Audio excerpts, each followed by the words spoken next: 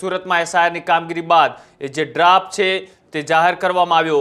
એસઆઈઆરની કામગીરી બાદ સુરતમાં સામે આવ્યો લાલબત્તી સમાન કેસ। ઊન વિસ્તારના બૂથ નંબર 571ના અજીબોગરીબ કિસ્સો સામે આવ્યો। મિની બાંગ્લાદેશ તરીકે ઓળખાતા ન બાંગ્લાદેશી મળ્યા કે ન આજે લોકો છે ક્યાં ગાયબ થઈ ગયા એ પણ સવાલ છે। ચૂંટણી પંચના આંકડા મુજબ અહીં 950 જેટલા મતદારો નોંધાયા હતા। બીએલઓની એસઆઈઆરની કામગીરીમાં માત્ર 400 જ મતદારોનું મેપિંગ થયું। 550 મતદાર રાતોરાત ક્યાં ગાયબ થઈ ગયા તે સવાલ હજી અકબંધ છે। એસઆઈઆરની કામગીરી થતાં ભાડે રહેતા બાંગ્લાદેશીઓ અચાનક ગાયબ। પોલીસ અને તપાસ એજન્સીઓ હાથ ધરી અત્યારે તપાસ। ભારતીય નાગરિકતાના પુરાવા વિદેશી ઘૂસણખોરો હતા કે કેમ?